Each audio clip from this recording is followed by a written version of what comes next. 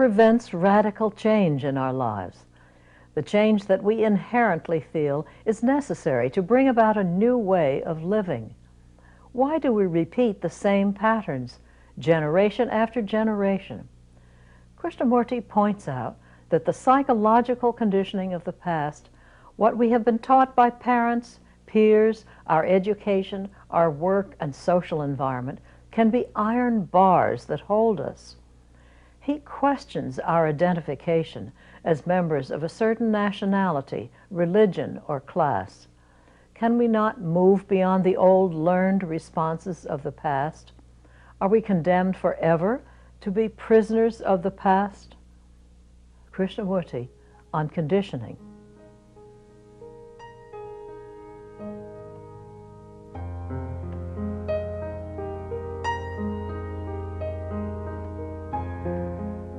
And that's what I want to discuss.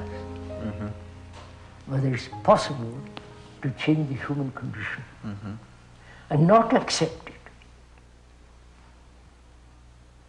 Say, as most philosophers, the existentialists and others say, your human nature is conditioned. You cannot change, you can modify it. Do we accept that? Or do we inquire, should we inquire into whether it's possible to change this condition? Yes, I think we should inquire into that. If you say it cannot be changed, then the argument is over. A lot of this conditioning is deep in our biological nature. Oh, yeah. But cannot those also be transformed? I may have inherited what? Violence from the from the apes and so on, so on. Can't I change that? The inherited biological conditioning, surely that can be transformed. Well, all societies, surely, seek to transform these biological drives that we have, and all processes of bringing children up in all societies seek to bring those drives within the control of the society. Otherwise, you'd have complete anarchy. So, why do you divide, if I may ask, society and being? As though society was something outside, which is influencing me, conditioning me. But I have my parents, grandparents, so on, past generations, have created that society. So I'm part of that society. I am society. I want to abolish this idea in discussion, this separation from me and society. I am society, I am the world.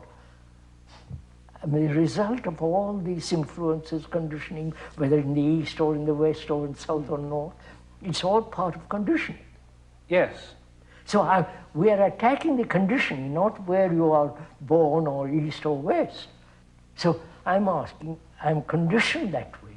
Is it not possible to be free of it? Free of my conditioning? If you say it's not possible, then it's finished.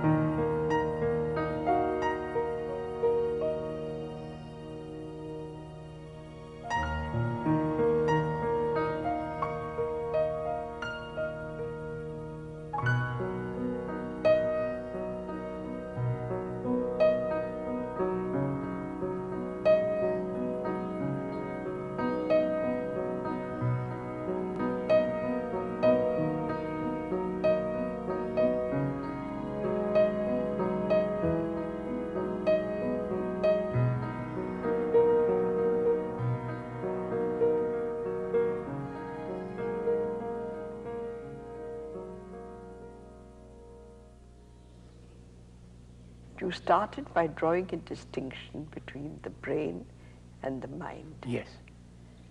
Would you elaborate? We are saying that the brain is conditioned, at least some of it. That conditioning is brought about through experience. That conditioning is knowledge.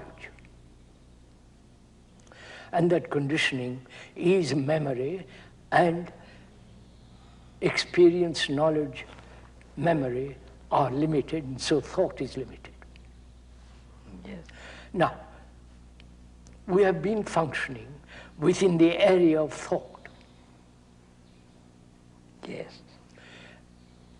And to discover something new, there has to be, at least temporarily, or for a period, when thought is not in movement, when thought is in abeyance. What is mind then? Mind is a wholly different dimension in which has no contact with thought. Let's be clear. The brain, whatever part it is conditioned by time and thought, time-thought. As long as that conditioning remains, insight is not possible. You may have occasional insight into something, but pure insight, which means comprehension of the totality of things. Yeah, I would use the word totality, not wholeness, because that word is now being used so much. It is the perception of completeness, right? That insight is not time thought. Therefore, that insight is part of that brain which is at a different is in a different dimension. Insight can only take place when there is freedom from time and thought. It is the brain itself which listens to that statement. Yes, it listens. And then what happens? Just a minute, what happens? If it listens, it's quiet. It's quiet. It isn't ruminating, it's not going on, but what does he mean? It is not rattling, it's quiet. Right? Yes, it's quiet. Wait. When it is actually not induced quietness, actually when it listens, and there is quietness, then there is insight.